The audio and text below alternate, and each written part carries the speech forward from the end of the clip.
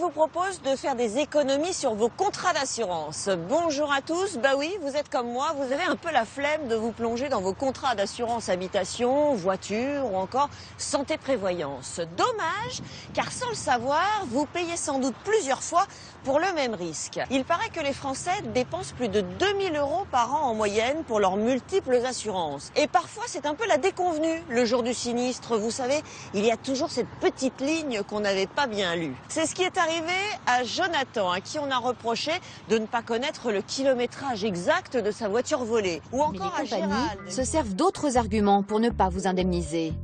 Tout comme Jonathan Cyril, elles peuvent aussi vous accuser de fausses déclarations.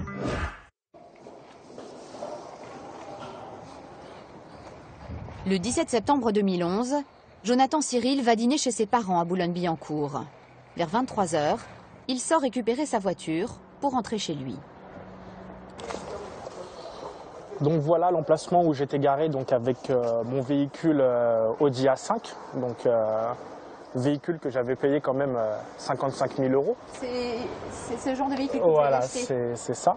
Ayant vu une autre voiture à la place de la mienne, j'ai dû me rendre à l'évidence qu'on m'avait volé mon véhicule, donc je suis allé au commissariat porter plainte pour vol. Jonathan paye l'assurance la plus chère, 1 900 € par an. Et il a pris toutes les garanties possibles, notamment le remboursement à valeur d'achat en cas de vol. Avec un tel investissement, il pense être dédommagé rapidement. Mais il n'est pas au bout de ses peines. Son assurance, Pacifica, lui demande la clé électronique de son véhicule pour vérifier sa déclaration de vol. Or, les indications qu'elle va révéler ne correspondent pas à celles données par Jonathan.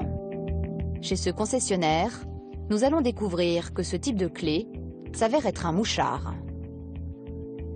Là, c'est vraiment, entre guillemets, la carte d'identité de la voiture. Donc la marque, le modèle de véhicule. Ensuite, dernière utilisation. Vous voyez, ça c'est le kilométrage lors de la dernière utilisation. La date, vous voyez, 20 février, à 7 h 14. Elle avait 752 km. Donc c'est quand même relativement précis. Dans le cas de Jonathan, sa clé indiquait qu'il avait utilisé son véhicule pour la dernière fois le 9 septembre. Lui avait déclaré le 17 septembre, jour du vol, à l'assurance. Et pour cause, pendant quelques jours, ce cadre s'était servi de cette deuxième clé, une clé manuelle. Dans ce courrier, l'assurance refuse de l'indemniser, sous prétexte que ses déclarations sont incohérentes.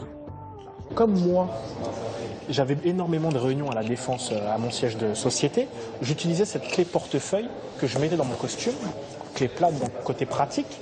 Et donc comme cette clé n'enregistre aucune information, voilà ce qui explique l'écart du 9 septembre au 17 septembre. Du 9 septembre au 17 septembre, vous avez utilisé voilà, cette clé-là. Quand j'utilise très plus facilement dans votre voilà, exactement. Parce que même après... Autre point de désaccord, le kilométrage. 62 000 km d'après la clé électronique, 30 à 40 000 d'après la déclaration de Jonathan au moment du vol. Rares sont les clients qui connaissent leur compteur par cœur. Ils ont une idée vaguement, mais encore, ah, 30 000, ah, bah, quand vous arrivez à côté, ah non, elle a 60 000. Ah bon, je pensais que j'étais à moins de ça. Non, mais les gens... moi le premier. Hein. Pour aller à la plage, c'est pratique. Choqué par le comportement de son assurance, Jonathan a décidé de ne pas en rester là. Bonjour Maître Benezra, bien et vous? Il s'est résolu à assigner Pacifica en justice. Ça c'est impressionnant quand même. Nous le retrouvons le jour de l'audience au tribunal de grande instance de Paris. Après 1 an de procédure, son avocat paraît confiant. Ils ont entre leurs mains un argument de poids. Voilà, donc ça c'est la clé du succès. J'espère. Cette clé manuelle, l'avocat va la présenter au juge comme preuve de la bonne foi de son client. L'avocate de Pacifica, elle, se méfie des déclarations de Jonathan. 3/4 des fraudes à l'assurance proviennent de l'automobile. Ça nous a semblé un petit peu gros qu'au moment où on lui montre que le kilométrage n'est pas le bon, ils nous disent « oui, mais en fait c'est parce que j'ai utilisé l'autre clé qui n'enregistre pas les données ». Voilà.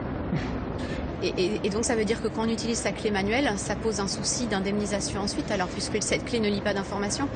Dans ce cas-là, oui, en effet. Donc il ne faut pas utiliser sa clé manuelle. Chez Pacifica, il ne faut pas conduire avec une clé manuelle. Je ne suis pas totalement spécialiste des clés électroniques qu'on rentre dans le boîtier. Je vous le dis, cette clé-là, en l'occurrence, n'enregistrait pas d'informations. Est-ce que toutes les clés sont dans ce cas? Honnêtement, j'en sais rien. Pour être remboursés, les assurés doivent donc prouver leur bonne foi. Ils doivent aussi parfois supporter des délais d'attente interminables.